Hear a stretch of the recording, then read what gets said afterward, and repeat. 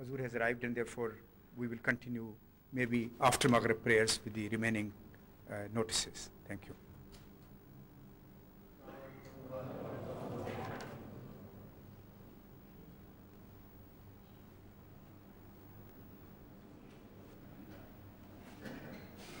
السلام علیکم ورحمۃ اللہ.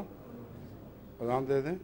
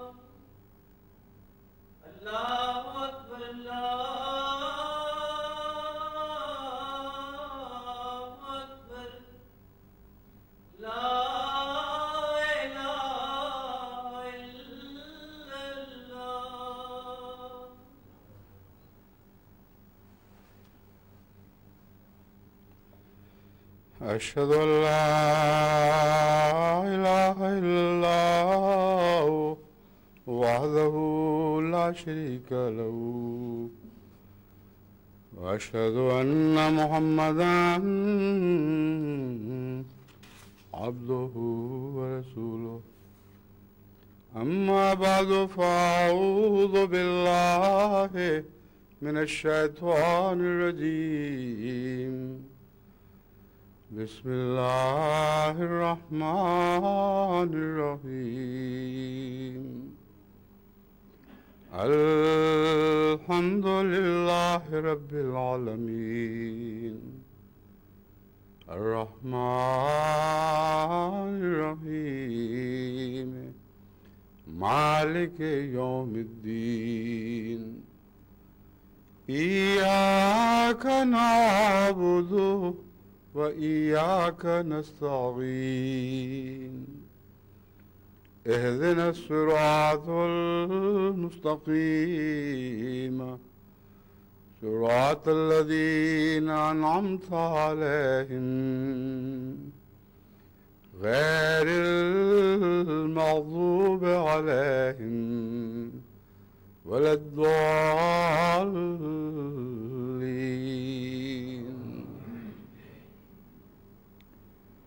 ولكم فيها ما تشتهي أنفسكم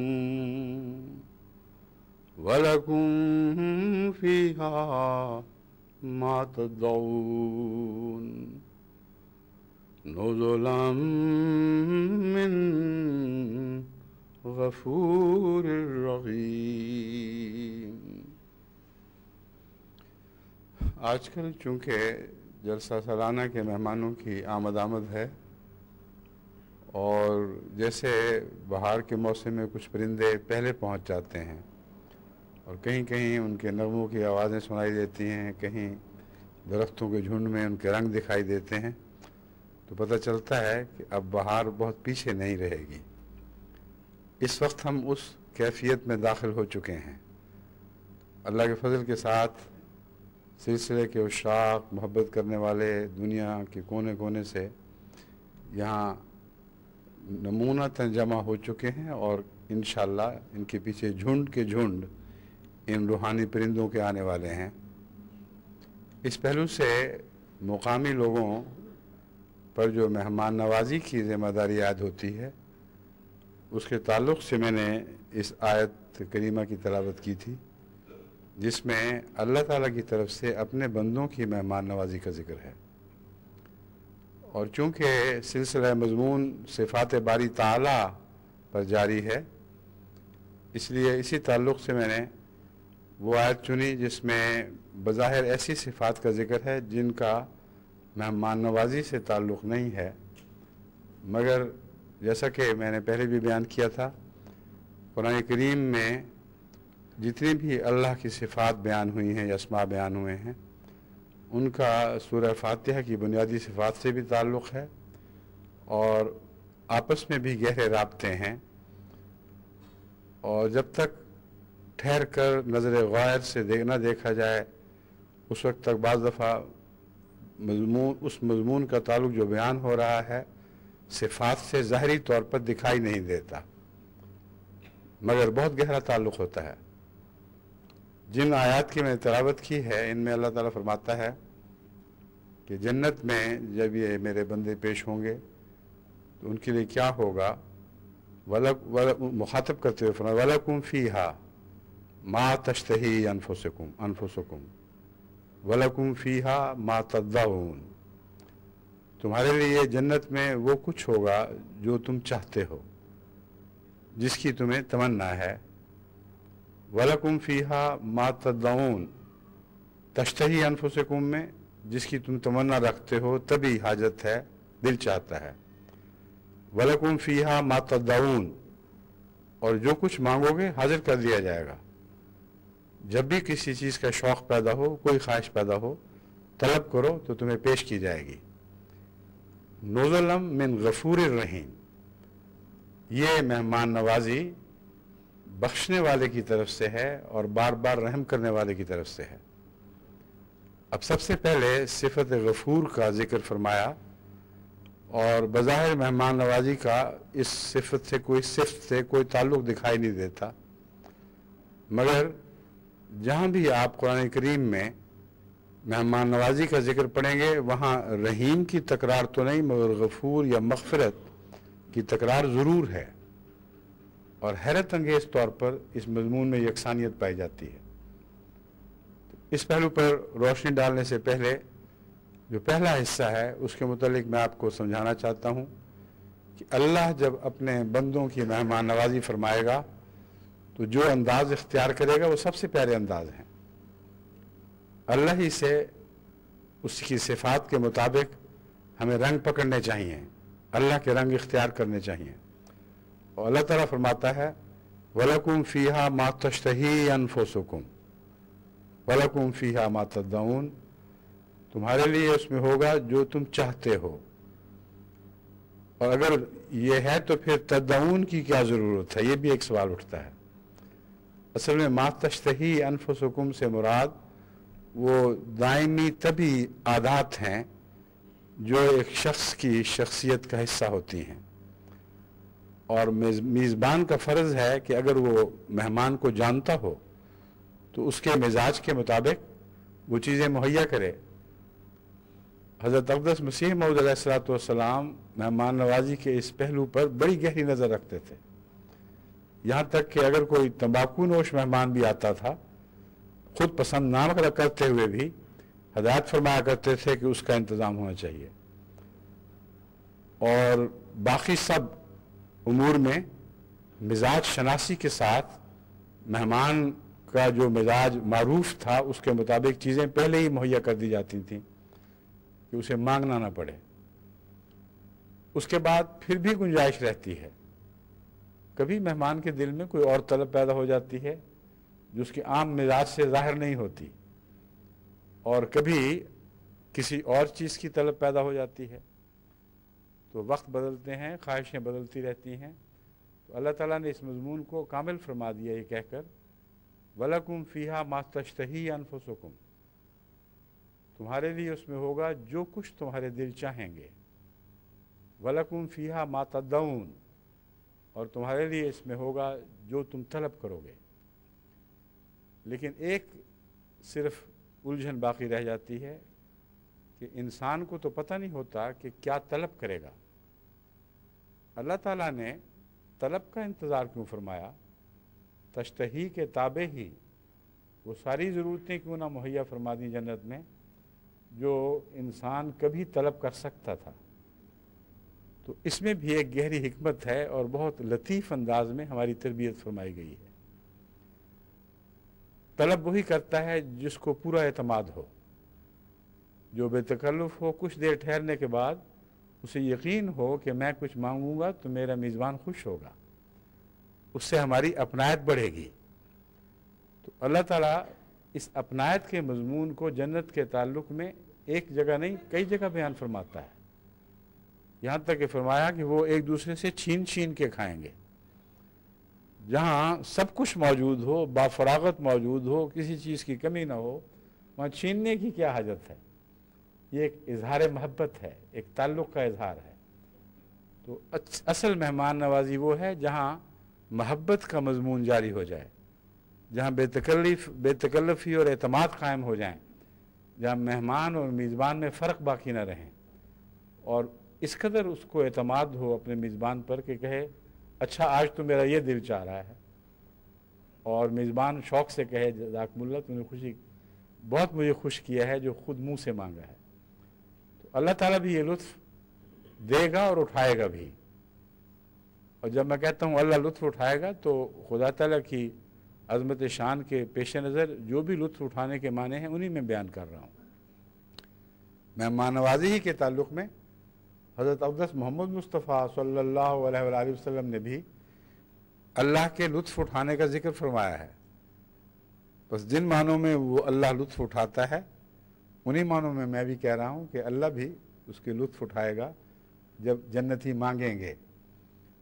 تو سب سے پہلے تو کوشش کرنی چاہیے کہ آنے والے مہمانوں کو اگر آپ جانتے ہیں، ان کی عادات کا علم ہے، تو جس حد تک بھی ان کی خواہشات کا آپ کو علم ہو، ان خواہشات کو پورا کرنے کے لیے سامان مہیا کرنے کی کوشش کریں۔ اور اگر مہمانوں کے مختلف کمرے ہیں تو ہر کمرے میں ان کے مزاج کی چیزیں ہونی چاہیے، لیکن اس کا تعلق توفیق سے بھی ہے۔ توفیق سے بڑھ کر مہمان نوازی کا حکم نہیں ہے۔ ہاں اگر تمنا ہو کہ جس طرح اللہ مہمان نوازی کرتا ہے میں بھی کروں، اور اس جذبے کے ساتھ انسان کوشش کرتا ہے، تو مجھے یقین ہے کہ اس کی یہ تمنا ہی اس کی توفیق بڑھا دے گی اور اس کے رزق میں برکت پڑے گی، اور اللہ تعالیٰ اس کو واقعتاً یہ توفیق بخشے گا کہ اپنے آنے والے پیاروں کی خواہش کے مطابق اپنی خواہشوں کو پورا کرے، یعنی ان کی خواہش اس لیے پورا کرے کہ اس کی اپنی خواہش اس سے پوری ہوتی ہو۔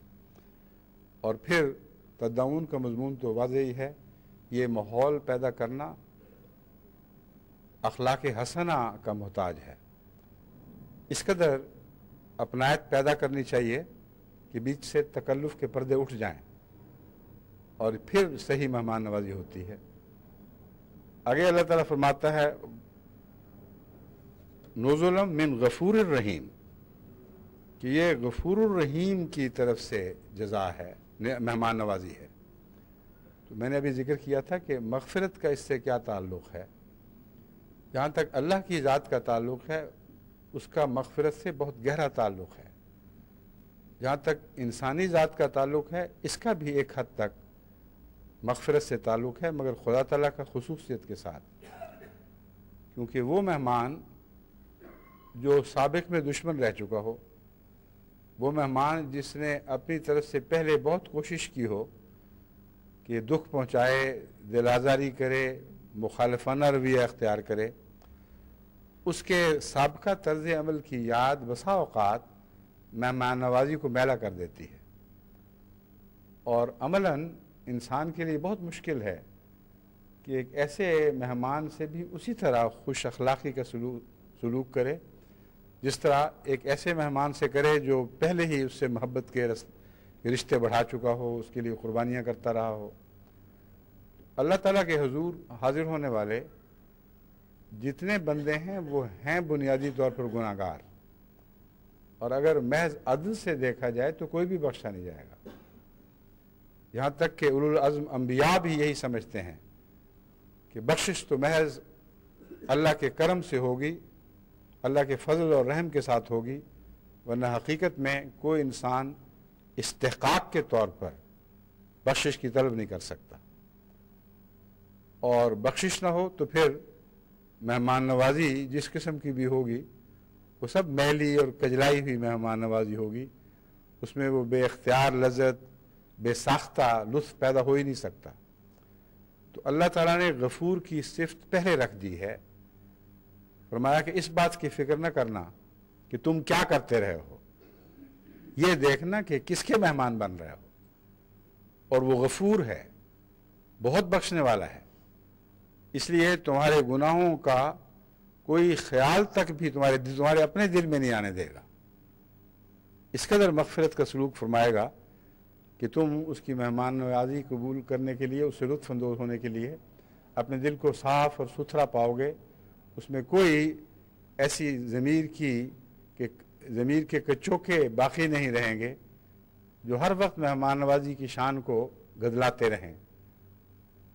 میزبان تو خدمت کرتا جا رہا ہے، مگر مہمان اس بات میں دکھ محسوس کرتا ہے کہ میں کیا تھا، میں نے اس سے کیا کیا، اور یہ ایک طبی امر ہے۔ حضرت صلی اللہ علیہ وآلہ وسلم کے تعلق میں بھی صحابہ میں یہ مثال ملتی ہے کہ اس سے اسلام لانے سے پہلے جو حضرت صلی اللہ علیہ وآلہ وسلم کو دکھ دیے گئے، جن لوگوں نے دکھ دیے، اسلام کے بعد حیا سے ان کی نظر نہیں اٹھتی تھی، رسول اللہ علیہ وسلم کے چہرہ دیکھ نہیں سکے، کیونکہ یہ حیا ہمیشہ مانے تھی، یہ تصور چرکے لگاتا تھا کہ اس وجود کے ساتھ تم یہ کرتے رہے ہو، اب کس منہ سے تمہیں، کس نظر سے تم اسے دیکھنے کا حق رکھتے ہو۔ چنانچہ ایسے صحابہ ان کا ذکر ملتا ہے جو وصال کے بعد یہ نہیں بتا سکتے تھے کہ حضرت صلی اللہ علیہ وآلہ وسلم کا حلیہ کیا تھا، وجہ یہ تھی۔ تو غفور کا بہت گہرا تعلق ہے، خصوصاً اللہ کے تعلق میں غفور کا مہمان نوازی سے بہت گہرا تعلق ہے، کیونکہ گناہ گار بندے حاضر ہو رہے ہیں، اگر اللہ ان کو یاد نہ بھی دلائے تو اپنا ضمیر تو ضرور یاد دلائے گا کہ کس پاک وجود کے سامنے حاضر ہو، کس طرح تمہاری خدمت کی جا رہی ہے، تم کیا تھے۔ تو اللہ تعالیٰ فرماتا ہے وہ غفور ہے، وہ بخش دے گا، اور یہ مضمون مسلسل آگے جاری رکھا ہے۔ چنانچہ دیکھیے فرماتا ہے وَالَّذِينَ آمَنُوا وَهَاجَرُوا وَجَاهَدُوا فِي سَبِيلِ اللَّهِ وَالَّذِينَ آوَوا وَنَصَرُوا أُولَٰئِكَ هُمُ الْمُؤْمِنُونَ حَقًّا لَهُمْ مَغْفِرَةٌ وَرِزْقٌ کریم۔ پہلے مغفرت فرمایا، پھر رزق کریم بتایا۔ رزق کریم سے مراد ہے کریم کی طرف سے پیش کردہ رزق۔ یہاں رزق کا تعلق ربوبیت سے یا صفت رزاقیت سے نہیں باندھا، بلکہ کریم لفظ سے باندھا ہے جس میں مہمان نوازی کا مضمون پایا جاتا ہے۔ چنانچہ عربی میں مہمان نوازی کا محاورہ اکرام الضیف ہے، یعنی مہمان سے ایسا سلوک کہ وہ اپنی عزت محسوس کرے، اور یہ لفظ کریم دونوں طرف برابر اطلاق پاتا ہے۔ جب تک خود انسان کریم نہ ہو دوسرے کو کریم بنا نہیں سکتا، تو جب مہمان نوازی کریم ہوئی تو ظاہر ہے، لازم ہے بلکہ، کہ مہمان نوازی کرنے والا جو کریم مہمان نوازی کرتا ہے وہ خود معزز ہے، ورنہ کسی کمینے کو یہ توفیق نہیں مل سکتی۔ بس اللہ تعالیٰ نے جہاں جہاں مہمان نوازی کے ساتھ کریم کا لفظ باندھا ہے، کریم کی صفت بیان فرمائی ہے، وہاں یہی مضمون ہے کہ میں کریم ہوں، اس لیے میرے مہمان نوازی بھی کریم ہوگی۔ جو رزق میں تمہیں عطا کروں گا وہ بھی عزت بخشنے والا اور باعزت رزق ہوگا۔ لیکن مغفرہ پہلے ضرور رکھی ہے کہ جب تک مغفرت کے دروازے سے نہ گزرو تم حقیقت میں میری مہمان نوازی کی قبول کرنے کی یا اس سے لطف اندوز ہونے کی اہلیت ہی نہیں رکھتے۔ اس تعلق میں اور چند آیتوں کی مثالیں میں آپ کے سامنے رکھتا ہوں۔ اولئک ھم المؤمنون حقا لہم درجات عند ربہم و مغفرتم و رزق کریم، پھر دروازہ مغفرت کا قائم فرمایا کہ مغفرت کے باب سے گزرو گے تو رزق کریم تک پہنچو گے، ورنہ تم رزق کریم تک رسائی ہی نہیں رکھ سکتے۔ تو وہ لوگ جو جنت میں جائیں گے انہی کا ذکر فرمایا جا رہا ہے۔ فرماتا ہے اس سے پہلے جو ان کی صفات ہیں وہ پوری بیان فرمائی گئی ہیں، اور یہ صفات بھی میں جلسے کی مہمان نوازی کی نصاحت کے تعلق میں آپ کے سامنے کھول کر رکھنا چاہتا ہوں، مگر پہلے میں پہلی آیت کی طرف واپس جاتا ہوں۔ آگے اور بھی آیات میں رکھی ہیں، اگر وقت ملا تو ہر وہ آیت جس میں رزق کریم کا ذکر ہے یا معزز مہمان نوازی کا ذکر ہے، اس سے پہلے بلا استثناء مغفرت کا ذکر ہے۔ تو اول تو یہ کہ بسا اوقات ایسے مہمان آتے ہیں جو آپ سے تعلق والے ہیں اور آپ ان کو جانتے ہیں، وہ آپ کو جانتے ہیں، ایک دوسرے کا احسان سے تعلق ہے، مگر بعض دفعہ جلسے کے انتظام کی طرف سے مہمان تقسیم کیے جاتے ہیں، اور ربوہ اور قادیان میں تو یہ بکثرت ہوتا تھا کہ ایک شخص سے پوچھا جاتا تھا کہ تمہارے گھر میں کتنے مہمانوں کی گنجائش ہے، وہ بتا دیتا تھا کہ میں 20 رکھوں گا، 25 رکھوں گا، 30 رکھوں گا، اور پھر وہ ان جن لوگوں کو نہیں جانتا تھا، کبھی دیکھا تک نہیں تھا، وہ بھی مہمان آ جاتے تھے، اور بعض دفعہ ایسے مہمان آ جاتے تھے جن سے پہلے دل میں کدورت موجود تھی، لوگ سمجھتے تھے کہ واقف ہیں یا رشتہ دار ہیں، بھیج دیتے تھے، اور وہاں پہنچنے کے بعد پتہ چلتا تھا کہ اوہو ان کی تو انبن تھی یا پہلے دلوں میں کچھ آپس میں کدورت پائی جاتی تھی۔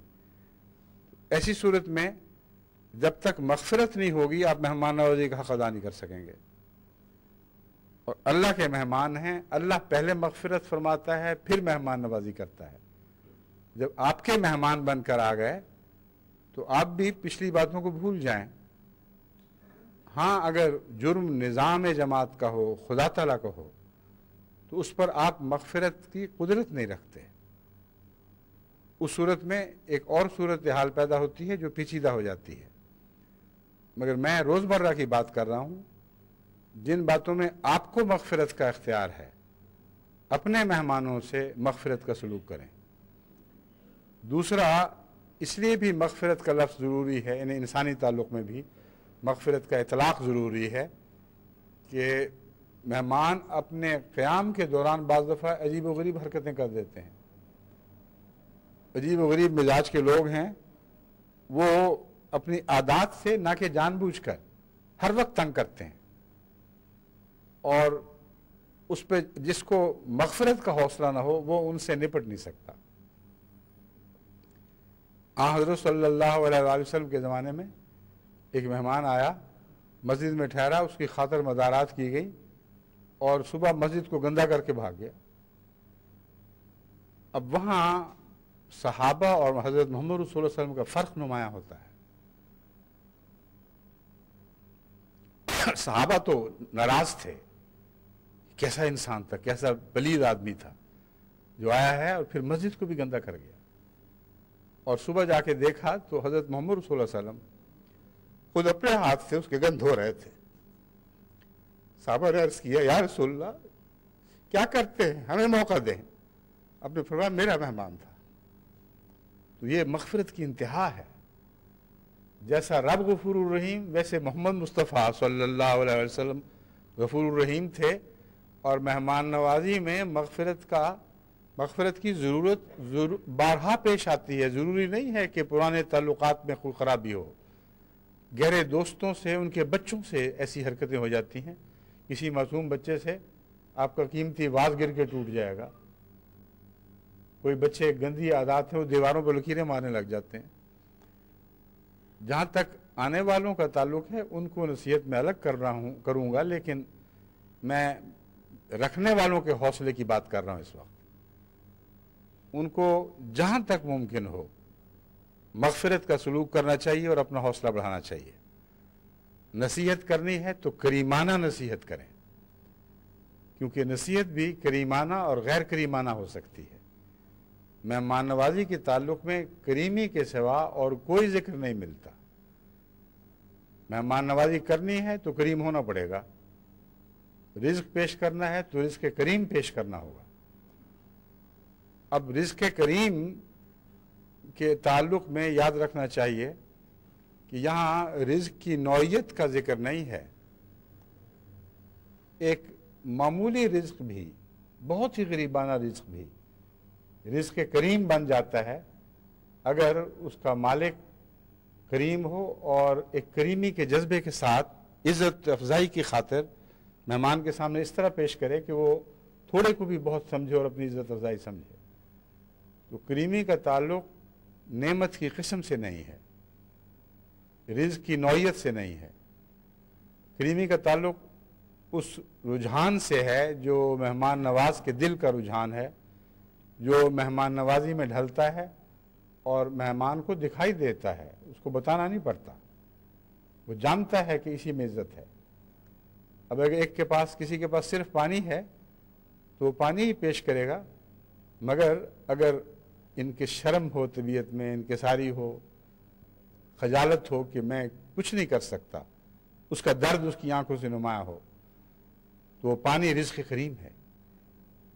اور جس مہمان کو یہ رزق کریم پیش کیا جائے گا ان جذبوں کے ساتھ، وہ اپنی عزت سمجھے گا، وہ اس کے لیے دل میں جذبہ درد کا محسوس کرے گا، اس کی مزید عزت اپنے دل میں پائے گا۔ بس اللہ تعالیٰ نے ہر جگہ مغفرت کے ساتھ رزق کریم کو باندھا ہے۔ بس آپ کی غربت آپ کے رزق کریم پیش کرنے کی راہ میں حائل نہیں ہو سکتی، اور یہ بات کہ آپ مہمان کی سب تمنا اور خواہشات کو پورا نہیں کر سکتے، یہ بھی رزق کریم پیش کرنے کی راہ میں حائل نہیں ہو سکتی، کیونکہ رزق کریم آپ کی طبیعت کی کرم کے نتیجے میں بنتا ہے۔ آپ معزز ہیں، آپ کے دل میں شرافت کی اعلیٰ قدریں ہیں، تو جو رزق بھی آپ مہمان کو پیش کریں گے وہ لازماً رزق کریم ہوگا۔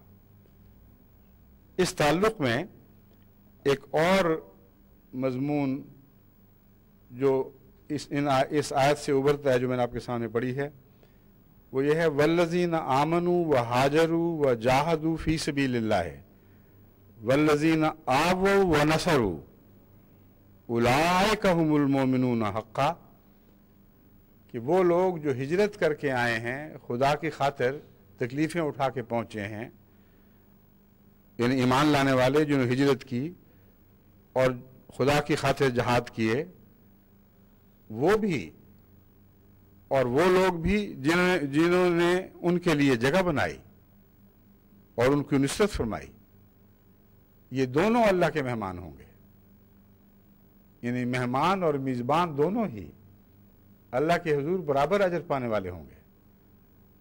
بس ہمارے جلسوں میں جو لوگ آتے ہیں ان کو ایک گونا مشابہت ان لوگوں سے ہے جو اللہ کی خاطر سفر اختیار کرتے ہیں، خواہ ہجرت دائمی نہ بھی ہو۔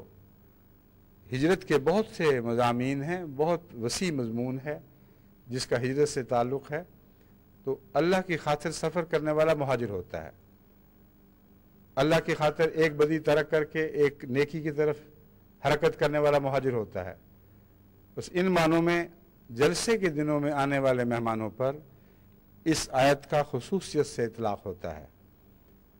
اگر آپ اس خیال سے ان کی مہمان نوازی کریں کہ ان کا سفر اللہ کی خاطر ہے، کوئی دنیاوی غرض نہیں ہے، کوئی دنیاوی غرض ہوتی تو عام دنوں میں آتے اور اپنی موجیں کر کے واپس چلے جاتے۔ یہاں تو آنے والے بعض ایسے ہیں جن کو کوئی بھی تمنا نہیں ہے لندن دیکھنے کی یا انگلستان آنے کی، یورپ آنے کی، پیسے جوڑتے ہیں بڑے اخلاص کے ساتھ، اور بعض قرض بھی اٹھا لیتے ہیں، بعض چیزیں بیچتے ہیں، صرف یہ تمنا ہے کہ ہم خدا کی خاطر اس جلسے میں شامل ہوں جہاں خلیفہ وقت موجود ہوگا اور وہ جماعت کا ایک نوع کا مرکزی جلسہ ہوگا۔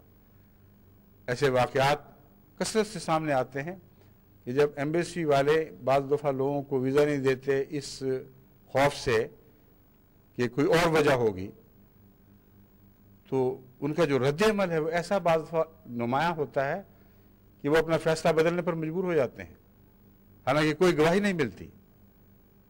تبھی رد عمل جو ان کے دل سے اٹھتا ہے وہ پہچان لیتے ہیں کہ ہاں یہ سچا آدمی ہے۔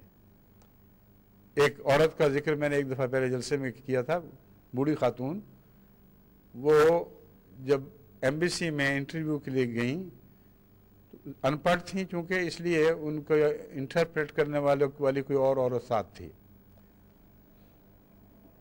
جب اس سوال کرنے والے نے پوچھا کہ تم کیوں جا رہی ہو، اس نے کہا ہمارا امام وہاں ہے، بڑی دیر ہوئی ہے دیکھے ہوئے، اس لیے میں تو ضرور جانا ہے وہاں، اور جلسے کا موقع ہے، دوسرے بھی آئے ہوں گے اس روحانی ماحول میں، میری برسوں کی پیاس بجھے گی، اور کوئی مقصد نہیں ہے۔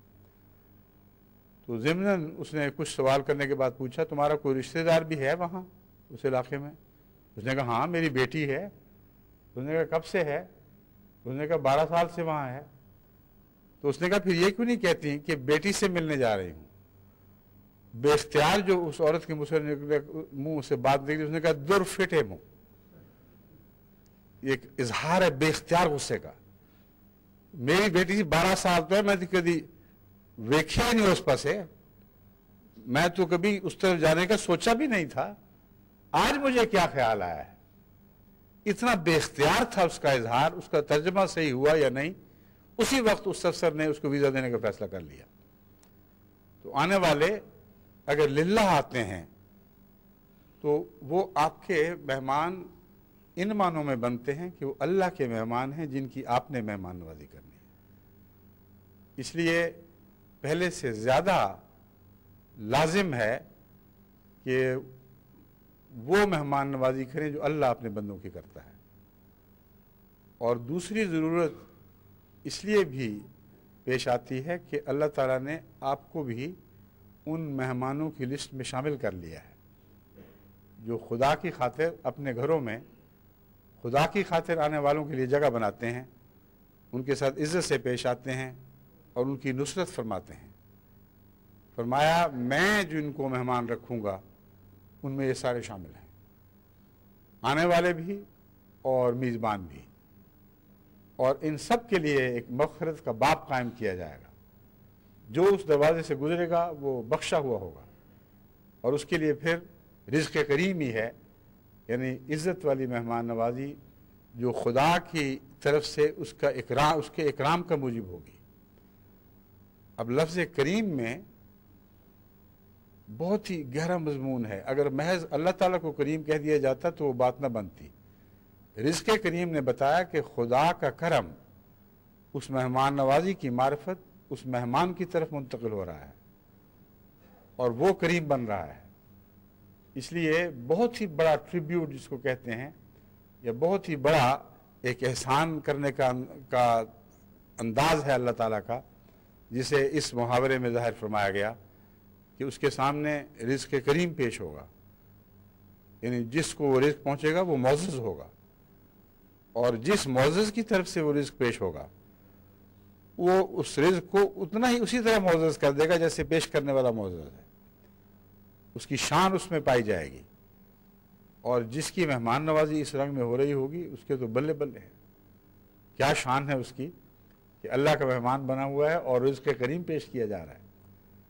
تو آپ اگر ایسا کریں گے تو اللہ وعدہ فرماتا ہے کہ میں تمہیں بھی اس فہرست میں داخل کروں گا جو میری خاطر مہاجر ہجرت کرتے ہیں یا میری خاطر ان کی عزت افزائی کرتے ہیں، وہ سب میرے مہمان ہوں گے، اور مغفرت اور رزق کریم کا میں ان سے وعدہ کرتا ہوں۔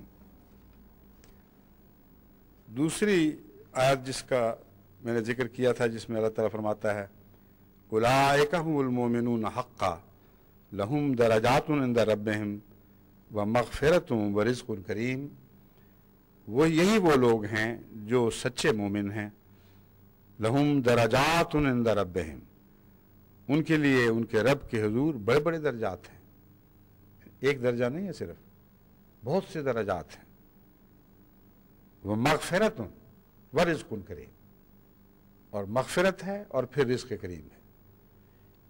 جن لوگوں کی صفات بیان ہوئی ہیں ان صفات پر بھی تو نظر ڈالیے، اس لیے آنے والے مہمانوں کو بھی وہ صفات اختیار کرنی چاہیے جو ان کو خدا کی مہمان نوازی کا مستحق بنائیں گی، اور جو ان کو مہمان ٹھہراتے ہیں ان کی بھی اس بات پر نظر رہنی چاہیے کہ اگر انہوں نے اللہ کا مہمان بننا ہے، اور آخر ضرور بننا ہے ان بندوں نے جن سے خدا مغفرت کا سلوک فرمائے گا، تو اپنے مہمانوں میں بھی ان صفات کو بڑھانے کی کوشش کریں اور خود اپنے اندر بھی وہ صفات جاری کریں، کیونکہ ایک آنے والا مہمان ہر معزز شخص کے گھر ٹھہرنے کا، اس کی مہمانی قبول کرنے کا خود بخود مستحق نہیں ہوتا۔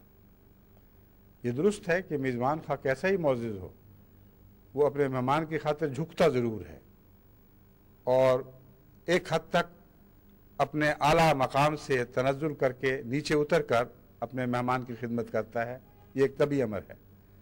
لیکن اس کے باوجود بعض لوگ شایان شان نہیں ہوتے، اس لائق نہیں ہوتے کہ اس مہمان نوازی کے قابل ہوں، اس لیے اللہ تعالیٰ نے وہ صفات بیان فرما دیں کہ اگر تم میری مہمان نوازی کے قابل بننا چاہتے ہو تو ان باتوں کا تمہیں خیال رکھنا ہوگا۔ انما المؤمنون الذین اذا ذکر اللہ وجلت قلوبہم، میرے مہمان وہ لوگ ہوں گے، ایسے مومن کہ جب اللہ کا ذکر کرتے ہیں تو ان کے دلوں پر زلزلہ طاری ہو جاتا ہے، اس قدر ان کے دلوں پر خدا کا روب چھاتا ہے، ایسی ہیبت طاری ہوتی ہے، یا جوش محبت سے وہ تھر تھری لینے لگتے ہیں۔ اور وجلہ کا لفظی ترجمہ تو خوف ہے، لیکن خوف کے نتیجے میں جو چیزیں ظاہر ہوتی ہیں میں ان کا ذکر کر رہا ہوں۔ بس وجلت قلوبہم کا مطلب ان کے ڈر گئے ہیں، جیسے کسی نعوذ باللہ جانور سے ڈر گئے ہیں۔ اللہ کے خوف میں محبت بھی داخل ہے اور روب بھی داخل ہے۔ بس اللہ کے خوف سے، یعنی اس کے روب سے، اس کی عظمت کے تصور سے ان کے دل لرزنے لگتے ہیں، اور اللہ کی محبت میں ان کے دلوں پر جھرجھری طاری ہو جاتی ہے۔ یہ وہ لوگ ہیں جن کے متعلق فرمایا وَإِذَا تُلِيَتْ عَلَيْهِمْ آيَاتُهُ زَادَتْهُمْ ایمانا وَعَلَىٰ رَبِّهِمْ يَتَوَكَّلُونَ، جب اللہ کی آیات ان پر پڑھ کے سنائی جاتی ہیں تو ان کے ایمان بڑھتے ہیں، اور پہلے سے بہتر حالت میں وہ واپس لوٹتے ہیں، اور توکل اللہ پر کرتے ہیں، کسی اور پر توکل نہیں کرتے۔ وہ جو پہلی آیت میں نے پڑھی تھی جس میں نزل من غفور رحیم کا ذکر تھا، اس کے آغاز میں بھی در حقیقت توکل ہی کا مضمون ہے۔ بس مہمان نوازی اس کی ہوگی جو غیر اللہ کے رزق کی طرف آنکھ اٹھا کر بھی نہیں دیکھتا، وہ اس رزق کو ہرگز پسند نہیں کرتا جو اللہ کی رضا سے باہر حاصل کیا جائے، اور خالصتاً اللہ کو اپنا رب بناتا ہے اور اسی پر توکل کرتا ہے۔ بس جو مضمون بہت آسان لگ رہا تھا، اب جب آگے بڑھتے ہیں تو کچھ مشکل لگنے لگتا ہے، مگر اس مشکل کو بھی اللہ ہی حل فرمائے گا۔ پہلی آیت کا آغاز اس طرح ہوا ہے ان الذین قالوا ربنا اللہ ثم استقاموا، وہ لوگ جنہوں نے کہا اللہ ہمارا رب ہے، یعنی وہی ہمارا رازق ہے، وہی ہمارا پروردگار ہے، ہمارے زندگی کا ہر سہارا اسی سے حاصل ہوگا، اور یہ کہہ کر انہوں نے استقامت اختیار کی۔ استقامت کے بہت سے مضمون ہیں، ان میں ایک مضمون جو اس آیت کے تعلق میں توکل کے تعلق میں ہے وہ یہ ہے کہ یہ دعویٰ کر لینے کے بعد جب روزمرہ مصیبت پڑے گی، بھوک ابتلا آئے گی، یا بچوں یا بیویوں کی ضرورت مشکلات پیش کرے گی، یا ارد گرد کے معاشرے کا رہن سہن طبیعت میں تمنا پیدا کرے گا کہ ہم بھی ایسے ہی ہوں، ہمارے بچے بھی اسی طرح کی زندگی بسر کریں، اور اس کے باوجود یہ وعدہ یاد آئے گا کہ ہم نے تو یہ عہد کیا تھا کہ ربنا اللہ، صرف اللہ ہمارا رب ہے، پھر وہ تمام رزق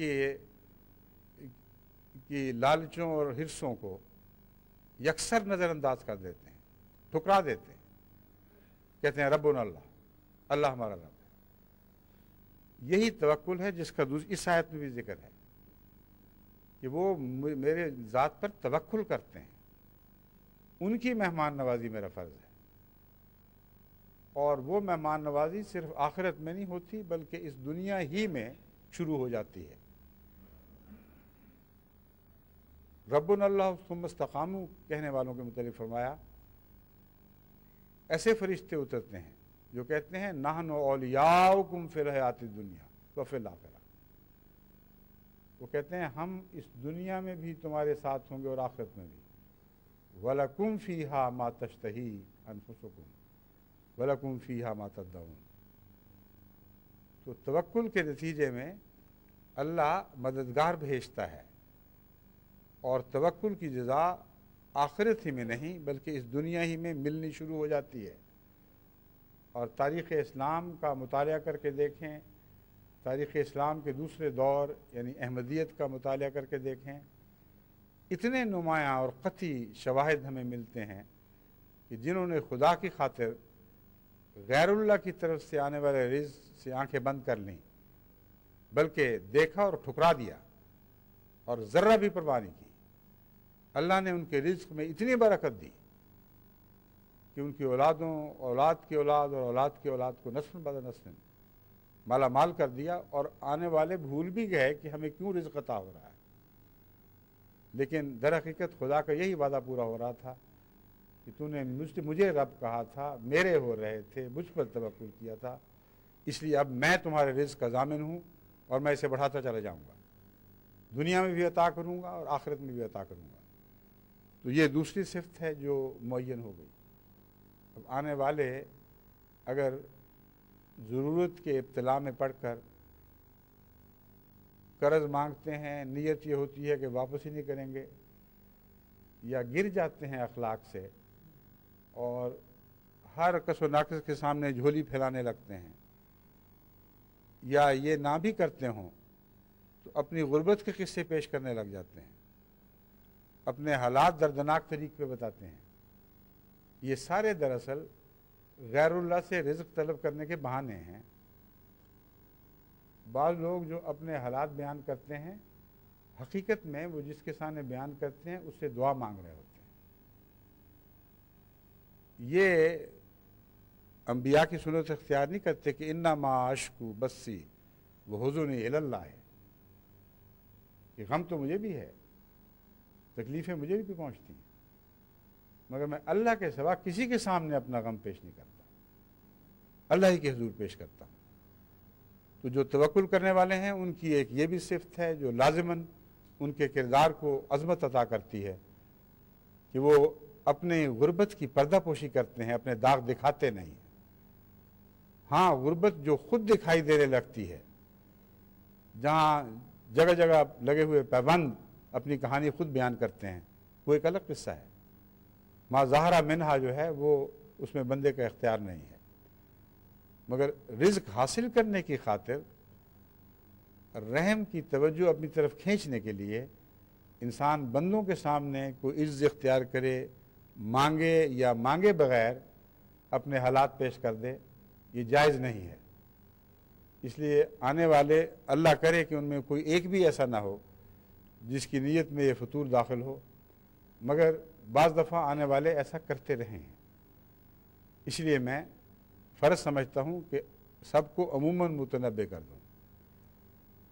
بعض میرے سامنے آ جاتے ہیں تو وہ ان کا کھلنا اور بات ہے، امام وقت کے سامنے ضرورتیں پیش کرنا یہ اور مضمون ہے۔ میں ان کو کسی قسم کا متہم نہیں کر رہا، ان پر کوئی اتہام نہیں، مگر لوگوں کے سامنے مجلسوں میں بیٹھ کر ایسی باتیں کرنے والے جو ہیں وہ ان کی اطلاعیں مجھے پہنچتی رہتی ہیں، اور لوگ بتاتے ہیں کہ فلاں شخص کا یہ حال تھا اس لیے ہم نے یہ کام کیا۔ میں کہا آپ کو کیسے پتہ چلا؟ اس نے خود بتایا، پتہ کیوں نہ چلے؟ اور پھر یہ لوگ بعض دفعہ پھر بالآخر پیشہ ور ہو جاتے ہیں اور خدا سے توکل کا تعلق کاٹ لیتے ہیں۔ ایسی صورت میں حضرت صلی اللہ علیہ وآلہ وسلم نے جو انذار پیش کیا ہے وہ یہ ہے کہ قیامت کے دن ان لوگوں کے چہرے ایسے ہوں گے کہ چمڑے ہڈیوں سے لگے ہوں گے اور ان کے درمیان کوئی گوشت نہیں ہوگا۔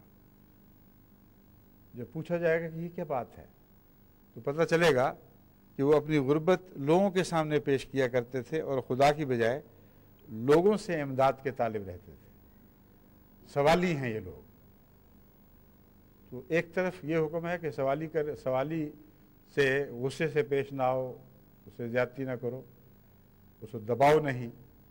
دوسری طرف یہ ارشاد ہے کہ دیکھو خود سوالی نہ بننا، یعنی اللہ کے سوالی بنو، غیر اللہ کے سوالی نہ بنو. تو جن لوگوں کی مہمان نوازی کا ذکر آپ نے سنا کہ اللہ مہمان نوازی فرمائے گا، اب ان کے حالات بھی سنیں کہ وہ کیسے لوگ ہیں جن کی اللہ تعالیٰ مہمان نوازی فرمائے گا. اور خود اللہ تعالیٰ کے الفاظ میں ذکر کر رہا ہوں، اذا تلیت علیہم آیاتہ زادتہم ایمانا، جب اللہ کے نشان ان کے سامنے پیش کیے جاتے ہیں تو وہ بہرے کانوں سے نہیں سنتے، ان نشانات کو سن کر ان کے ایمان تازہ ہوتے ہیں اور پہلے سے بڑھ جاتے ہیں. وعلی ربہم یتوکلون، اور اپنے رب پر توکل میں پہلے سے بھی بڑھ جاتے ہیں. توکل تو شروع سے ہی تھا، ربہم یتوکلون کو آخر پر رکھنے سے مراد یہ ہے کہ جب ایمان بڑھتا ہے تو توکل بڑھتا ہے اور پہلے سے بڑھ کر اپنے رب پر توکل کرنے لگتے ہیں. الذین یقیمون الصلاۃ ومما رزقناہم ینفقون، یہ وہ لوگ ہیں جو نماز کو قائم کرتے ہیں. بس آنے والے مہمان ہوں یا ان کے میزبان ہوں، اگر وہ نماز کو قائم کرنے والے نہیں تو اسی حد تک خدا تعالیٰ کی مہمانی کے وعدے سے اپنے آپ کو محروم کرنے والے ہیں. یہ صفات ہیں جو خدا کے مہمانوں کی ہیں، اللہ نے خود بیان فرمائی ہیں. بس آنے والے بھی نماز کو قائم کریں. بسا اوقات میں نے دیکھا ہے کہ لگتا تو یہ ہے کہ جلسے کے شوق میں آئے ہیں، مگر بات بعد میں یہ کھلتی ہے کہ مجالس کے شوق میں آئے ہیں، مل بیٹھنے، ایک دوسروں سے گپ شپ مارنے، جو جلسے کے ماحول کا لطف ہے ایک قسم کے میلے والا، دلچسپی اس میں تھی نہ کہ اللہ کی آیات کی تلاوت میں تھی. دلچسپی گپ شپ میں تھی نہ کہ ذکر الہی میں تھی. چنانچہ جہاں ذکر الہی کی مجالس ہوں، جہاں جلسے ہو رہے ہوں، سنجیدہ تقاریر ہوں، وہاں سے جس حد تک ممکن ہے کھسکنے کی کوشش کرتے ہیں اور پھر الگ اڈے بناتے ہیں. یا یہ بازاروں میں جا کر دکانوں کے سامنے، کافی ہاؤس میں یا کبابوں کی دکانوں کے سامنے یا جہاں پکوڑے بک رہے ہیں وہاں دکھائی دیں گے اور خوب مجلس لگی ہوگی، قہقہے ہو رہے ہوں گے، اور جبکہ تقریر جلسے کی چل رہی ہے، آوازیں پہنچ رہی ہیں.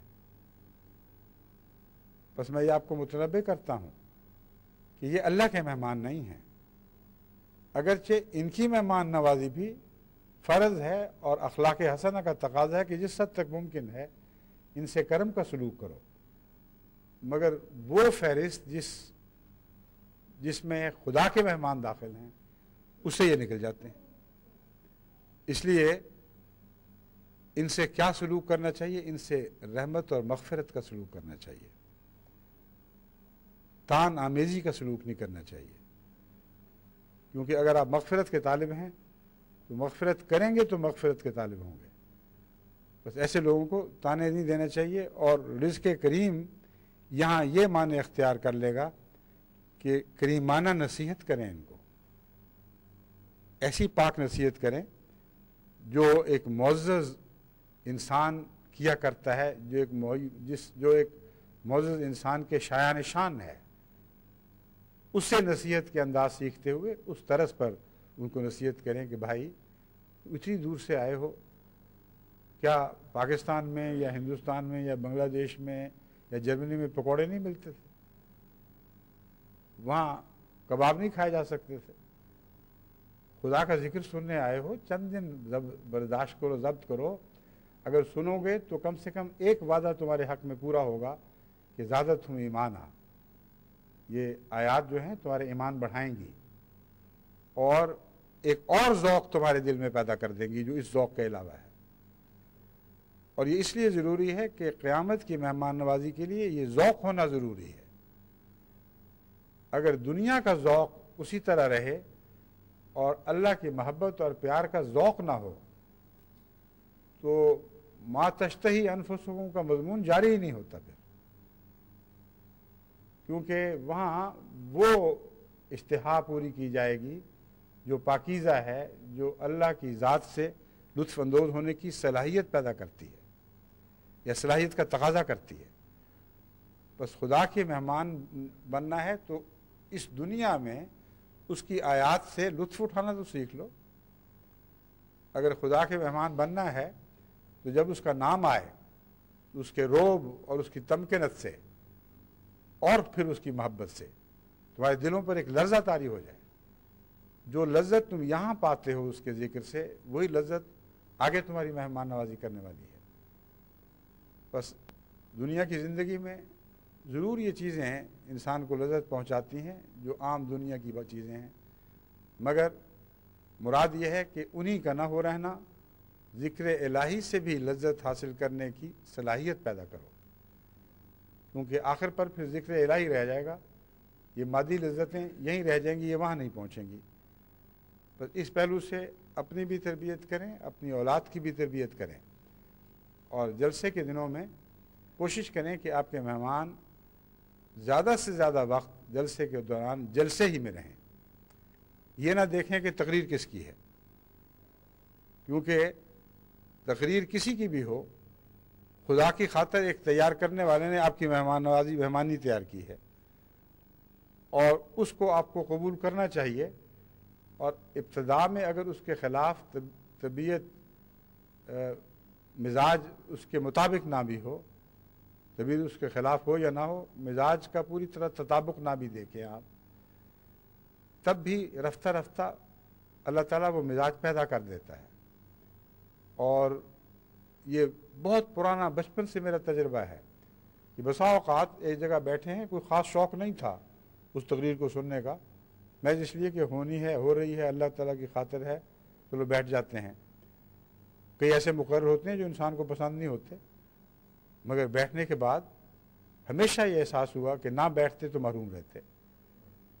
تیار کرنے والے بڑی محنت سے اللہ کی خاطر کچھ چیزیں تیار کرتے ہیں، اور بڑے سے بڑا عالم بھی ان کو سن کر ضرور کچھ نہ کچھ فیض پاتا ہے. ہر ایک کا ایک اپنا رنگ ہے، ہر ایک کا اپنا ایک ذوق ہے جس کے مطابق وہ چیزیں تلاش کر کے پیش کرتا ہے. بس ایسی تقریروں کو جو آپ کے مزاج کے مقرروں کی طرف سے نہ ہوں، حقارت سے دیکھنا، نظر انداز کر دینا، یہ ایک تکبر کی روح ہے جو اللہ تعالیٰ کو پسند نہیں. اور فائدہ ضرور ہوگا آپ کو، یہ ہو نہیں سکتا کہ خدا کی خاطر آپ بیٹھے ہوں اور فائدہ نہ ہو. اور اگر کچھ بھی سمجھ نہ آئے، کچھ بھی پتہ نہ چلے کہ کیا ہو رہا ہے، تب بھی بیٹھنا ہی بیٹھنا ہے، کیونکہ محبوب کا ذکر ہے. اور ایسے غیر ملکی ہم نے دیکھے ہیں، امریکہ سے جو مہمان آیا کرتے تھے، قادیان میں بھی اور روا میں بھی، یا باہر کے جو دوسرے ملکوں سے بھی، پوری تقریریں خواہ وہ نظام ٹرانسلیشن کا ہو یا نہ ہو، پوری تقریریں پورا وقت بیٹھ کر سنتے تھے. آواز آتی تھی، سمجھ کچھ نہیں آتی تھی، مگر خدا کے خاطر بیٹھے رہتے تھے. تو اگر باہر سے آنے والے وہ جو خالصتاً خلوص سے اللہ کی خاطر سفر کرتے ہیں، یہ نمونے دکھا سکتے ہیں کہ جو زبان نہ بھی سمجھ آتی ہو اس میں بھی بیٹھے رہیں، تو وہ لوگ جنہیں کچھ نہ کچھ وہ زبان سمجھ آتی ہے، ان پر تو بدرجہ اولا فرض ہے، ان پر تو لازم ہے کہ وہ خدا کے خاطر اس مجلس میں بیٹھیں. اگر کچھ نہ بھی پلے پڑے تو آپ نے کچھ ضائع نہیں کیا، یہ وقت آپ کے کام آ گیا. کیونکہ حضرت صلی اللہ علیہ وآلہ وسلم فرماتے ہیں کہ خدا کی خاطر بیٹھنے والوں کی صحبت ایسی بابرکت ہے کہ جو شخص محض پاس کسی اور غرض سے بھی بیٹھ جاتا ہے مگر شامل رہتا ہے، اس پر بھی اللہ تعالیٰ برکت نازل فرماتا ہے، اور فرشتوں کو کہتا ہے کہ ان کو بھی ان لوگوں میں لکھ لو جو میرے ذکر کرنے والوں کے پاس بیٹھے تھے اور ثواب کے مستحق ہیں. کیونکہ جو میری خاطر بیٹھنے والے لوگ ہیں مجھے اتنے پیارے ہیں، ایسے معزز ہیں کہ ان کے ساتھی بھی ان سے عزت پاتے ہیں. تو آپ اس خاطر جلسے کی تقریروں میں بیٹھیں، اگر خود سمجھ نہیں آتی یا ذوق نہ بھی ہے، کہ کم سے کم اس وجہ سے ہی اللہ تعالیٰ کی پیار کی نظر پڑے گی، اور ہو سکتا ہے یہی آپ کی بخشش کا سامان ہو جائے. تو وہ رونقیں جو جلسے سے باہر ہو جاتی ہیں وہ جلسوں کے اندر رہیں گی. اور باہر کامل سکون اور امن ہوگا، اور کوئی شخص بے ضرورت پھرتا دکھائی نہیں دے گا، اور پنڈال ہمیشہ بھرے رہیں گے، اور یہ بات فی ذاتے ہی ایمان بڑھانے کا موجب بنتی ہے، بہت اعلیٰ تربیت کا موجب بنتی ہے۔ پھر فرمایا الذین یقیمون الصلاۃ، یہ لوگ نماز کو قائم کرتے ہیں۔ اب جلسے کے دوران مہمانوں کو بھی اور میزبانوں کو بھی، دونوں کو نماز کو بہرحال قائم کرنا ہے، کیونکہ یہ سب تعریفیں ان لوگوں کی جا رہی ہیں جنہوں نے آخر مغفرت کے دروازے سے گزرنا ہے، جن کے خدا تعالیٰ کے نزدیک بڑے درجات ہیں۔ تو آپ کو اس کا مستحق یوں بننا ہوگا کہ نمازوں کو قائم کرنا ہوگا۔ جلسے کے دنوں میں باقاعدگی سے ہر شخص جو وہاں موجود ہو اس دائرے میں اسے نماز پڑھنی چاہیے، سوائے اس کے کہ کوئی فریضہ ایسا سپرد کیا گیا ہو، ایسا نظام جماعت کی طرف سے کام ہو کہ وہ اس وقت باجماعت نماز میں شامل نہیں ہو سکتا، اس کو پھر الگ باجماعت نماز پڑھنی چاہیے۔ یعنی باجماعت نمازیں کئی ہو سکتی ہیں ایسی صورت میں۔ بس اللہ کی طرف سے کیا آواز آئی ہے؟ حی علی الصلاۃ، حی علی الصلاۃ، نماز کی طرف دوڑے چلے آؤ، نماز کی طرف دوڑے چلے آؤ۔ اس خدا کی طرف سے آواز آئی ہے جو کہتا ہے کہ اللہ اکبر، اللہ اکبر، خدا سب سے بڑا ہے، خدا سب سے بڑا ہے، اور پھر تکرار سے تمہیں بتاتا ہے کہ تمہیں دعوت دینے والا ہر دوسری چیز سے بڑا ہے، اللہ اکبر، اللہ اکبر۔ پھر کہتا ہے ای حی علی الصلاۃ، حی جب یہاں تک پہنچتا ہے، مگر اس سے پہلے اشہد ان لا الہ الا اللہ، اشہد ان لا کیا ہے، واشہد ان محمد رسول اللہ، یہ دو اعلان ہونے کے بعد قائم کر دی گئی ہے حی علی الصلاۃ، حی علی الصلاۃ۔ اور جن کو سمجھ نہیں آتی کہ نماز کی طرف کیوں آئیں، ساتھ ہی بیان فرما دیتا ہے حی علی الفلاح، حی علی الفلاح، تمہیں ہم کامیابی کی طرف بلا رہے ہیں، تمہیں ہم نجات کی طرف بلا رہے ہیں۔ اس لیے اس آواز کو سننے کے بعد دور کھڑے رہ جانا یا پرے ہٹ کر بیٹھ رہنا بڑی سخت محرومی ہے، ایسی محرومی جو انسان کو مجرم بنا دیتی ہے۔ بس نماز کو قائم کریں، دوسروں کو بھی بلائیں، خود بھی حاضر ہوں، اپنے بچوں کو بھی تربیت کریں۔ جو مہمان آپ کے گھروں میں بیٹھے ہیں وہ بسا اوقات مجلس کے شوق میں بعض دفعہ 2 بجے تک رات جاگے ہی رہتے ہیں، اور اس کے بعد سارے آرام سے سو جاتے ہیں کہ اب تو تھکے ہوئے ہیں۔ پھر میزبان یہ سمجھتا ہے کہ اونچی آواز نہ آئے، آنکھ نہ کھل جائے، اگر وہ نمازی بھی ہو تو آہستہ آہستہ اٹھتا ہے۔ یہ مہمان نوازی نہیں ہے، رزق کریم نہیں ہے جو وہ پیش کر رہا ہے۔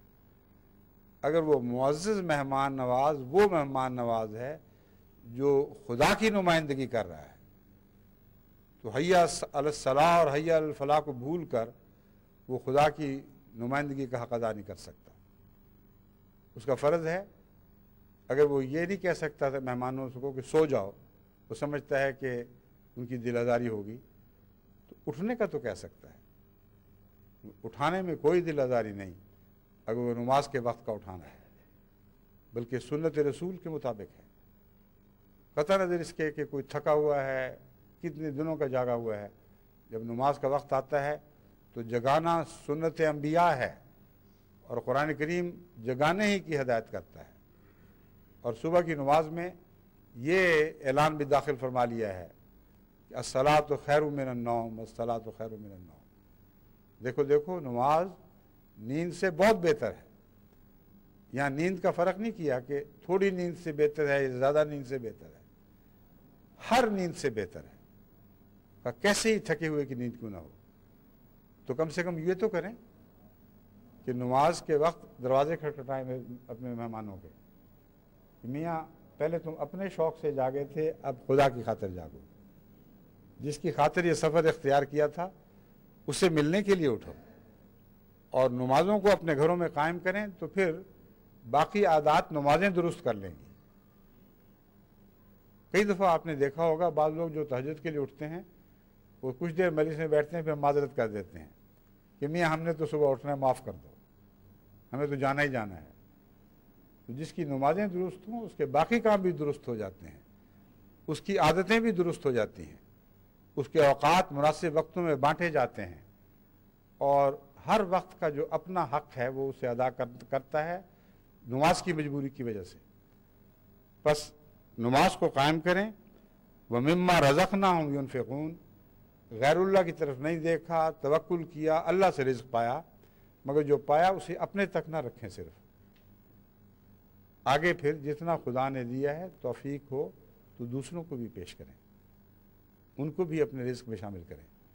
اب دیکھیں کتنا زبردست مہمان بن رہا ہے اللہ کے لیے. ایسا مہمان ہے کہ اس کی ایک ایک ادا خدا کو پیاری ہے. اسی لیے اس موقع پر فرماتا ہے اولئک هم المؤمنون حقا, یہ سچے مومن ہیں, لہم درجات عند ربہم, ان کی ایک ایک ادا خدا کے حضور ان کے درجے بنا رہی ہے. ہر بات جن کی جو بیان کی گئی ہے اللہ کی خاطر وہ اختیار کرتے ہیں, وہ اللہ کو اتنی پیاری ہے کہ ہر بات ان کا ایک درجہ بنا دیتی ہے. لہم درجات عند اللہ عند ربہم ومغفرۃ ورزق کریم. ان کے لیے مغفرت ہے, اور مغفرت کے بعد پھر رزق کریم ہے جس کا پہلے میں ذکر کر چکا ہوں.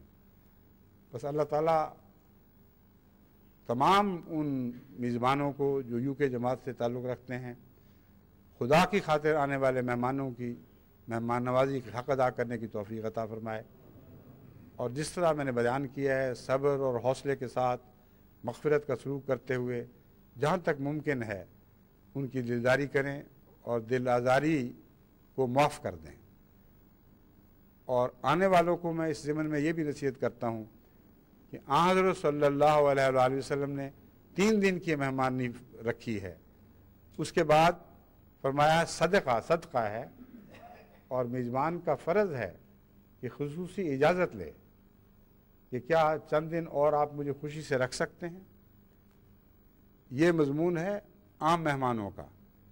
بعض رشتہ دار ہیں, اپنی بچیاں ہیں, اپنے گھر والے اور ہیں جو آپس میں ہمیشہ سے بعض روایتی تعلق رکھتے ہیں, ایک دوسرے کے پاس جاتے ہیں, مہینوں بھی ٹھہر جاتے ہیں, دونوں کی خوشی کا موجب بنتا ہے. یہ مطلب نہیں ہے کہ یہ سن کر وہ رسمی طور پر جائیں اور 3 دن کے بعد کہیں کیا ہم ٹھہر سکتے ہیں. عقل سے بھی کام لینا چاہیے, حکمت کی باتیں حکمت سے عمل میں لانی چاہیے.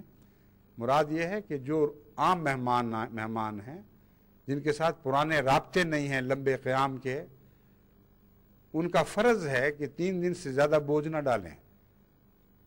حق ادا ہو گیا, اجازت چاہیں, اور اگر پھر وہ خوشی سے روکے یا آپ اجازت چاہتے ہیں اور آپ جانتے ہیں اس کا چہرہ دیکھ کر کہ کوئی انقباض نہیں ہے, تو پھر بے شک کچھ دن اور ٹھہر جائیں. مگر ایسے مہمان نہ بنیں کہ میزبان آئندہ ہمیشہ کے لیے مہمانی سے ہی توبہ کر لے.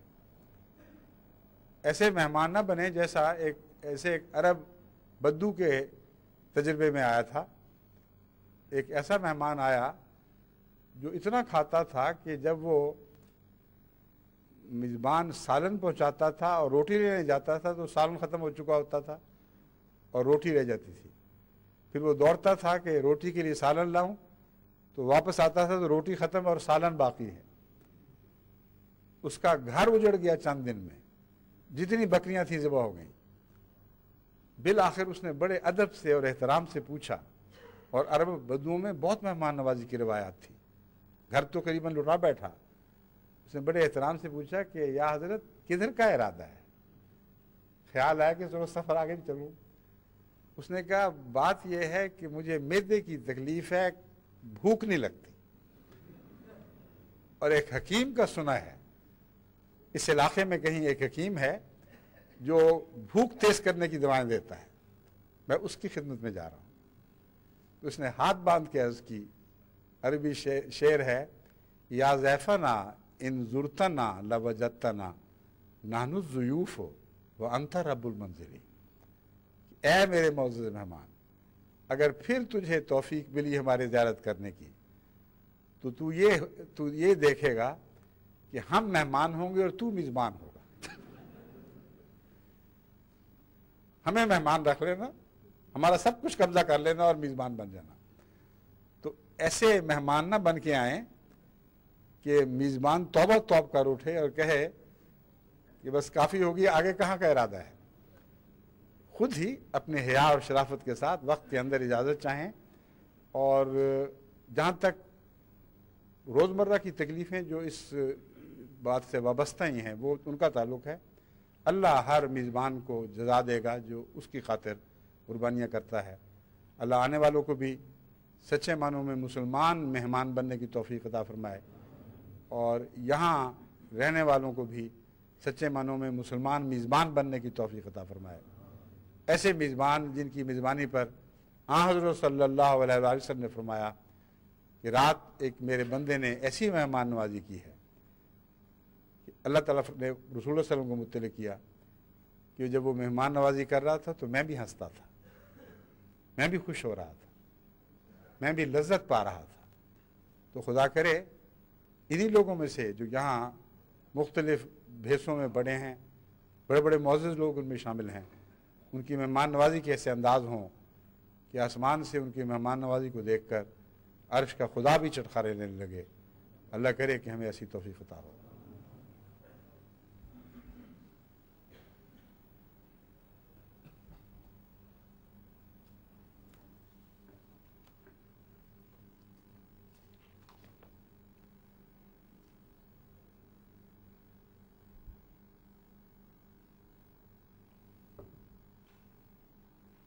الحمد لله نحمده ونستعينه ونستغفره ونؤمن به ونتوكل عليه ونعوذ بالله من شرور أنفسنا ومن سيئات أعمالنا